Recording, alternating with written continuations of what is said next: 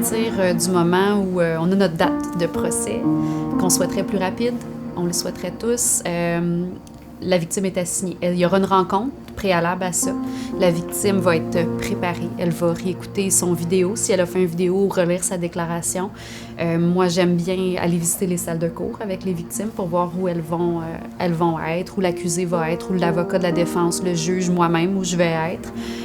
J'aime bien leur expliquer aussi les mesures mises en place, par exemple, si elles veulent pas revoir l'agresseur, par exemple, les locaux où on peut les amener le matin, l'aide des constables spéciaux qu'on peut avoir aussi cette journée-là, le paravent ou l'écran qui peut être utilisé en salle de cours. Bref, je leur explique tout ce qui peut être mis en place pour assurer leur sécurité, mais surtout qu'elles livrent le témoignage le plus librement possible. C'est ce qu'on essaie de garder en tête. J'aime dire que quand on contrôle les facteurs de stress externes, on peut se concentrer sur... Parce qu'il y en a du stress. On va faire un procès, on l'est. C'est notre quotidien, donc c'est sûr qu'une victime le sera. Mais lorsqu'on contrôle les facteurs externes, c'est plus facile de se concentrer sur le témoignage. Donc, il y a cette préparation-là qui est faite. Le matin même du procès, la victime va être accompagnée. On peut lui offrir d'être accompagnée par une intervenante, CALAX, CAVAC, d'être accompagnée d'un membre de sa famille. Les constables spéciaux peuvent l'escorter. Et aussi, on peut leur demander leur collaboration pour aller chercher la victime à son véhicule. L'enquêteur aussi est d'une précieuse aide pour tout ce qui est déplacement dans le palais de justice aussi. Donc, c'est la journée où elle devra livrer son témoignage.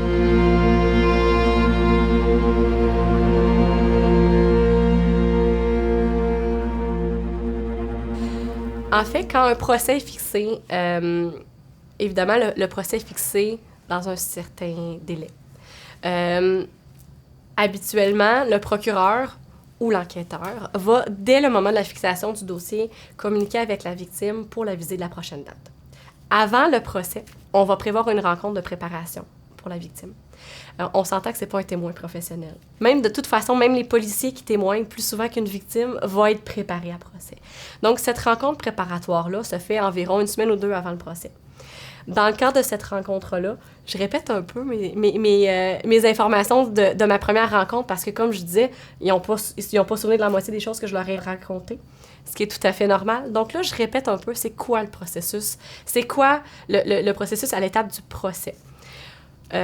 Le procès, c'est l'étape ultime dans un processus judiciaire. C'est l'étape où le juge va décider s'il est convaincu hors de tout doute raisonnable que l'accusé est coupable de l'infraction qui lui est reprochée.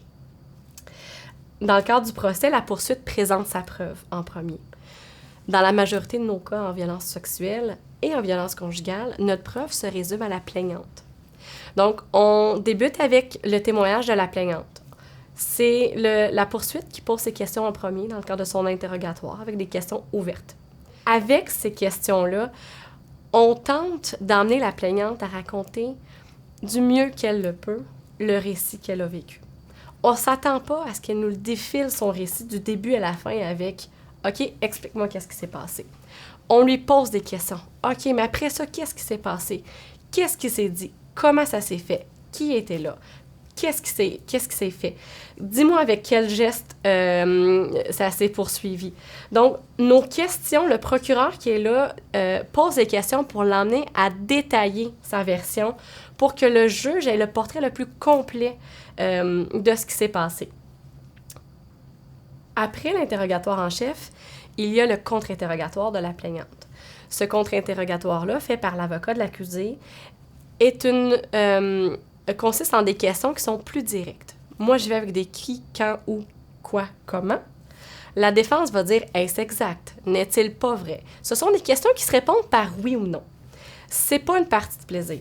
C'est le moment qui est le plus stressant pour les plaignantes. Par contre, c'est une étape qui est faisable. Elles sont préparées pour cette étape-là. L'important, c'est de comprendre qu'elle peut prendre son temps. On n'est pas comme dans les films. Le rôle de la défense n'est pas de la faire pleurer puis de la faire sortir de la salle. Le juge va intervenir avant et je vais intervenir avant. On est là pour qu'elle raconte ce qui s'est passé. On veut qu'elle nous dise la vérité. Le rôle de la défense, c'est de s'assurer qu'elle dise la vérité. Avec des questions qui sont peut-être un peu plus directes, où elle pourrait sentir qu'elle se fait un peu plus coincée. Mais le but de tout ça, c'est de s'assurer qu'elle dise la vérité. Le procès peut durer quelques heures, quelques jours. Le juge peut parfois prendre la question en délibéré. Une chose est sûre, c'est qu'on tient toujours au courant la plaignante des délais, des reports, de ce qui s'est passé à la cour. Parce qu'après son témoignage, la plaignante peut choisir de rester dans la salle de cour ou quitter. C'est son choix. Si jamais elle quitte, toutefois, on va la tenir au courant. Autant nous, l'enquêteur, une intervenante. Chose est sûre, c'est qu'à la fin de la journée, elle aura un retour de la part de quelqu'un pour lui indiquer ce qui s'est passé à la cour.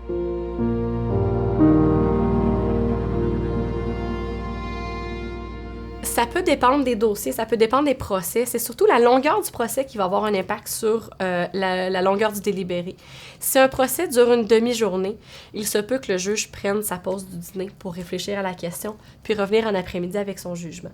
Je dois dire pourtant que dans la majorité des cas, il y a des délibérés qui vont durer quelques jours, quelques semaines, pour laisser le temps au juge de bien évaluer la preuve.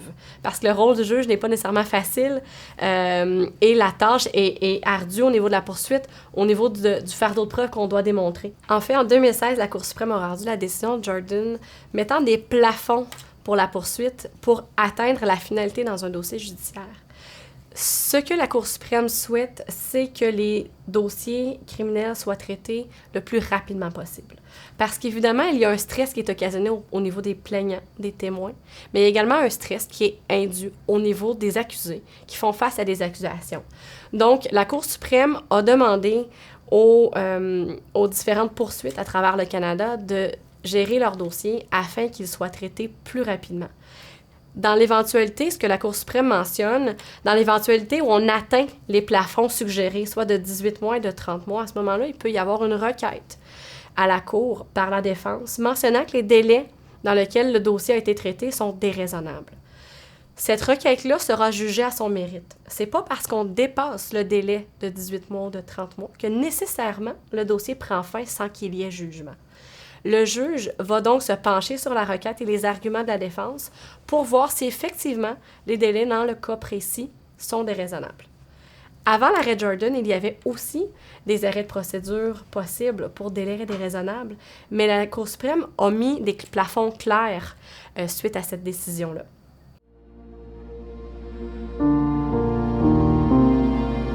Là, c'est ça, OK. Il fallait tout que je relise, même si j'avais déjà lu à la maison 2 semaines avant, puis que j'avais relu. Là, j'arrivais, on allait dans le petit bureau, là, je sortais mes affaires, OK. Là, je lisais. Après ça, on écoute le petit vidéo. Là, t'as-tu besoin de le réécouter? Non, je vais être correct, là, je vais être correct. Puis là, après ça, je faisais d'autres choses en attendant, en espérant qu'on passe cette journée-là, là. Si c'était reporté, souvent c'est 6 mois plus tard. Mais là, moi, moi ça commençait 2 mois avant la date. Automatiquement, mon petit hamster qui tombe dans cette histoire-là pour me rappeler de tout. Et que là, ça me prenait 2 semaines pour décrocher de quand que ça avait été reporté. Fait que là, t'as comme un break genre de 4 mois. Puis là, après ça, là, automatiquement, tu retournes. Puis il me semble que les feuilles étaient tout le temps un peu plus épaisses à chaque fois à lire. Puis là, encore la même chose, le petit vidéo. OK, on a tout fait nos devoirs. Reporter encore. Encore dans 6 mois. Fait que c'est ça que je trouvais très difficile dans les procédures judiciaires, c'est de retourner là-dedans, là, le plus que tu peux, là. Puis c'est parce que t'es dedans, là, tu peux pas décrocher de ça, genre, OK, c'est reporté, on retourne à la maison, OK, on éteint la switch. Non. Faut que la switch, elle s'éteint tranquillement, puis après ça, elle se rallume. C'est ça qui est difficile. Qu'est-ce que j'aurais aimé le plus, c'est que justement, mettons, on prenne une demi-heure, puis que ma procureure, même si elle a fait un travail exemplaire, qu'elle prenne juste peut-être 15 minutes, 20 minutes pour me dire, OK, si je te pose telle question de telle façon, comment tu vas réagir, puis de faire comme juste une petite pratique, je pense que j'aurais pas dit non. OK, parce que là, t'expliquer sommairement comment ça allait se passer, oui. pas de pratique nécessaire. Non, c'est ça. Mais on m'a super bien expliqué que ça allait être comme ça, oui. Mais non.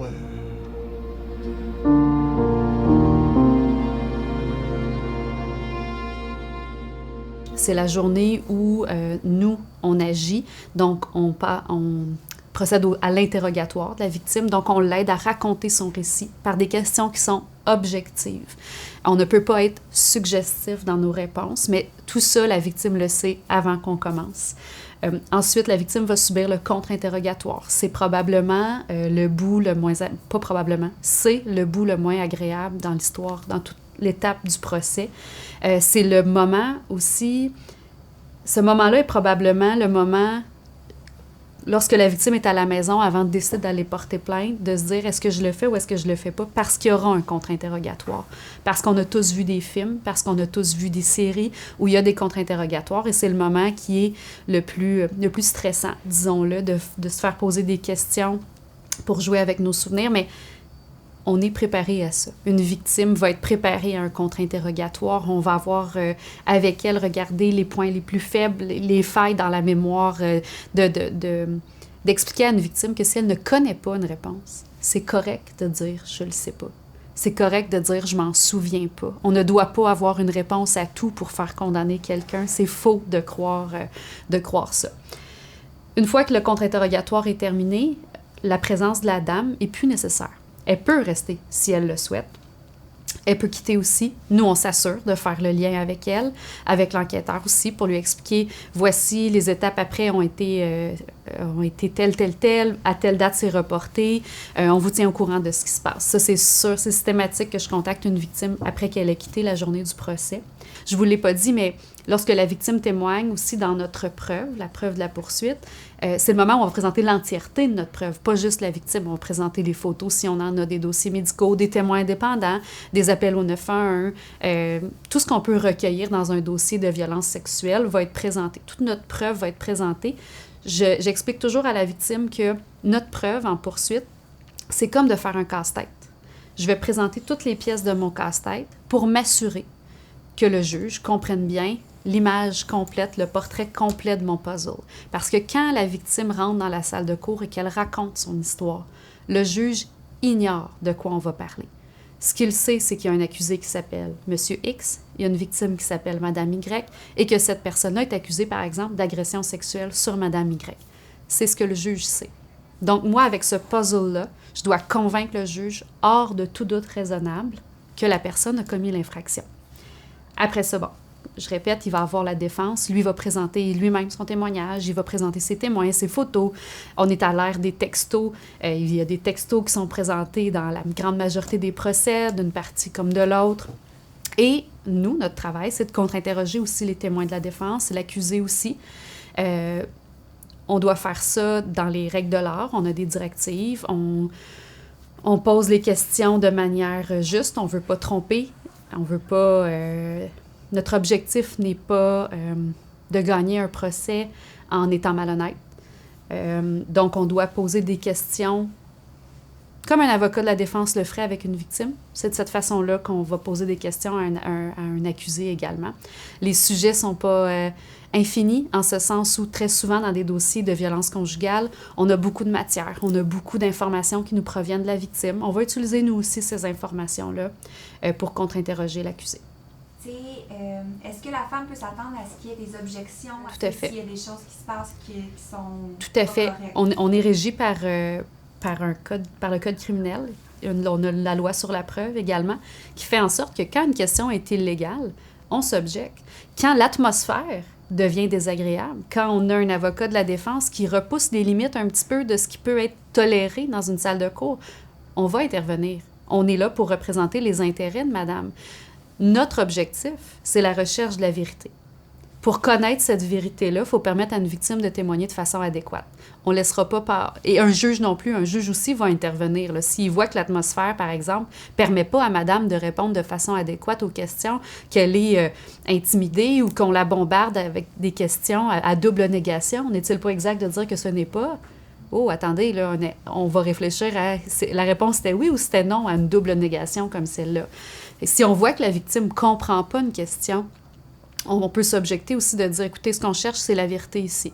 Est-ce que madame a compris la question? Est-ce que le tribunal peut s'assurer que madame a compris la question? Mais ce genre d'informations-là, personnellement, dans ma rencontre avant le procès, c'est des informations que je donne à la victime. Si vous entendez le mot « objection, madame », vous arrêtez de parler. Vous laissez les avocats débattre. C'est normal si on vous demande de sortir de la salle de cour. Parce que si on ne prend pas le temps de leur dire Là, elle va se faire demander de sortir de la salle de cours pendant l'objection. Puis là, j'ai-tu fait quelque chose de pas correct? J'aurais-tu pas dû dire telle affaire? Qu'est-ce que j'ai fait? Non, c'est des choses qu'il faut les préparer. C'est des choses qu'il faut leur dire aussi de ne pas se gêner si elles ne comprennent pas une question. Elles doivent le dire.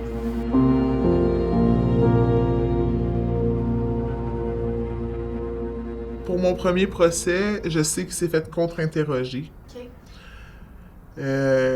Mais j'ai pas voulu assister. Non. Alors, je l'ai pas entendu. OK. Puis lors du deuxième procès, il a pas voulu se faire contre-interroger. Donc, non, j'ai pas plus entendu.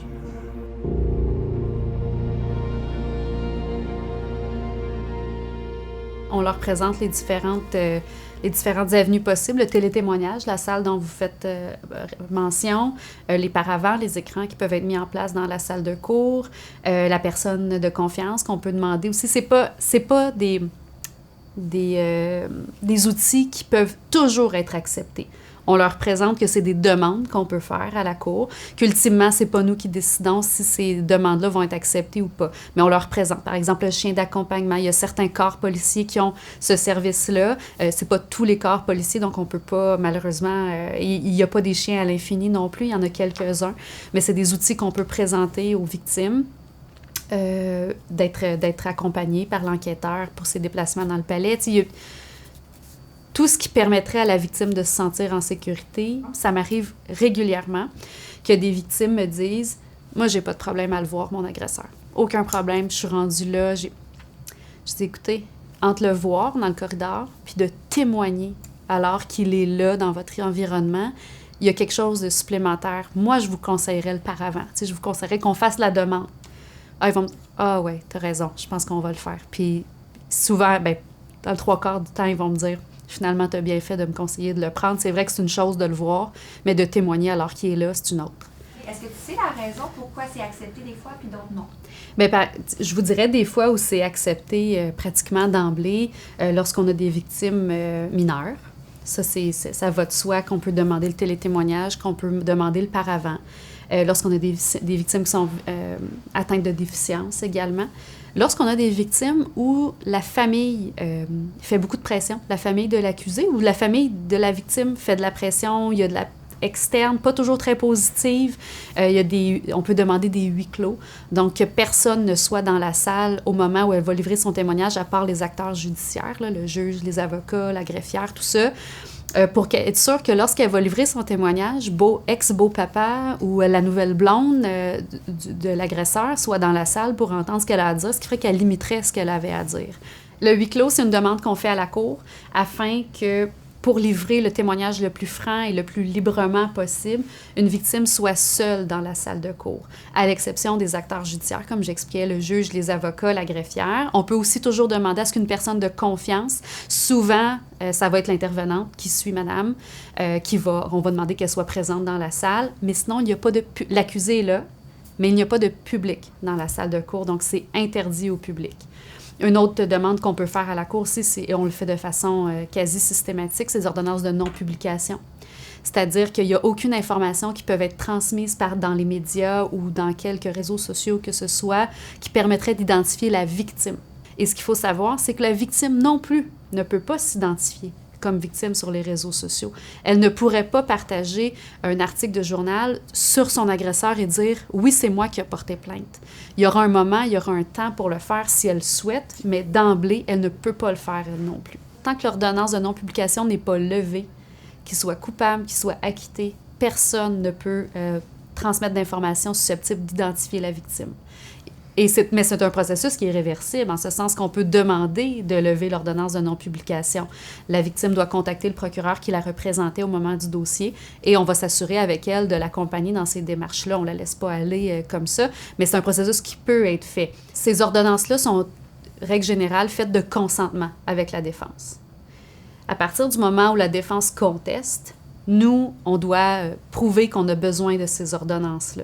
Donc, il se peut, par exemple, que la dame ait à venir expliquer pour quelle raison elle souhaiterait témoigner dans la salle de télétémoignage, par exemple. Le juge pourrait en arriver à la conclusion que madame s'exprime extrêmement bien devant la cour, puis que d'autres moyens seraient suffisants, comme de mettre un paravent ou un écran pour cacher l'accusé. Mais Lorsque ces demandes-là sont faites par le DPCP, elles sont justifiées. Donc, personnellement, je n'ai jamais eu à vivre un cas où j'ai eu à débattre devant la cour. Probablement que c'est arrivé à d'autres collègues.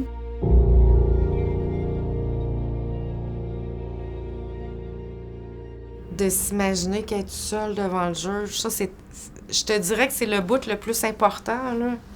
Tu sais, se tenir droite, en confiance, puis pas se laisser déstabiliser. Que même ma procureure, je pouvais la regarder quand elle me posait des questions, mais il faut vraiment que tu t'adresses au juge, même quand je répondais à ma procureure.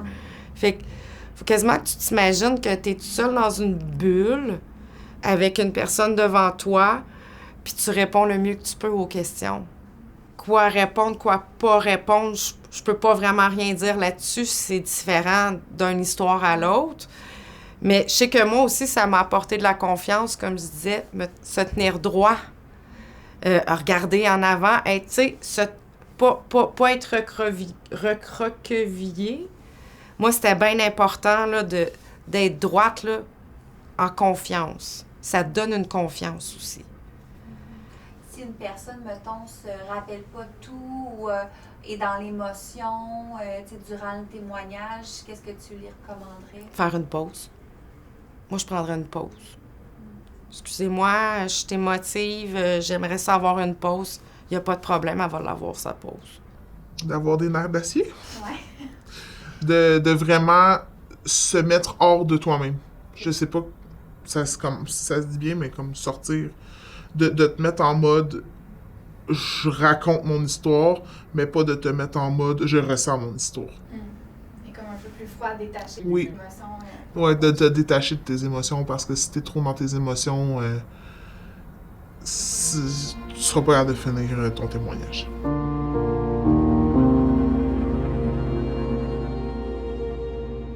La manière que je vois cette mission-là, c'est que les gens soient éduqués. Que tous les acteurs qui vont faire partie d'un procès soient éduqués sur ce que c'est que la violence conjugale, ce que c'est qu'un dossier de violence sexuelle, qui ait une sensibilité à ces dossiers-là. Ce en quoi concrètement ça va consister, est-ce qu'il y aura plus d'effectifs, est-ce qu'il y aura plus d'outils mis à notre disposition, je le souhaite, mais je ne peux pas vous répondre à l'heure actuelle, il est trop tôt pour moi pour vous le dire, mais ce qu'on prône, c'est l'éducation dans ces dossiers-là, d'éviter les préjugés, d'éviter les stéréotypes. Il y a déjà beaucoup de chemin de fait, mais je pense qu'il en reste beaucoup encore à faire à ce niveau-là. C'est à noter que dans le fond, il y a un projet pilote présentement au Palais de justice de Valleyfield de tribunal spécialisé pour justement aller chercher une sensibilité pour les femmes. Effectivement, on va être une des premières équipes là, ici en matière de violence sexuelle, violence conjugale à s'impliquer dans ce projet pilote-là. Cependant, c'est très embryonnaire à l'heure actuelle, donc ça serait difficile pour moi de vous dire quels sont concrètement les outils qui vont nous être donnés sur le terrain. On sait que la mentalité, c'est d'ouvrir les esprits puis d'éduquer. Le DPCP est très fier de collaborer à l'élaboration des nouveaux tribunaux spécialisés qui s'en viennent dans les différents districts à travers le Québec. Le district de Beauharnois a été choisi parmi l'un des premiers où le tribunal spécialisé en violence conjugale et violence sexuelle va être mis en place. Il y a actuellement des travaux d'élaboration, des travaux de concertation qui sont faits avec les différents partenaires pour concrétiser ce beau projet-là. Le DPCP est toujours ouvert à améliorer ses pratiques, à améliorer ses méthodes. Donc, l'avènement du tribunal spécialisé est accueilli à bras ouverts par le DPCP. On a bien hâte de le mettre en place. L'équipe au bureau de Valleyfield sera agrandie suite à l'avènement du tribunal spécialisé. On va pratiquement doubler nos effectifs au niveau des procureurs. Donc, on sera en mesure encore plus d'accompagner les plaignantes, les victimes, à travers ce processus ardu qu'est le système judiciaire. Il est important de mettre de l'avant les formations des différents acteurs qui vont prendre place dans le cadre du processus de l'instauration du tribunal spécialisé. Donc, autant les procureurs de la Couronne que les différents intervenants qui vont être appelés à participer à l'élaboration parce que c'est un beau projet communautaire qui sera mis en place pour bien accompagner les plaignantes dans le processus judiciaire.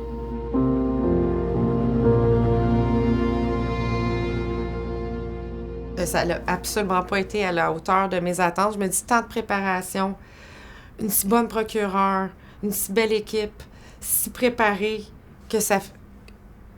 C'est comme un gâchis, là. Moi, ce que je voulais pas qu'il fasse de la prison. Ça, je m'en foutais.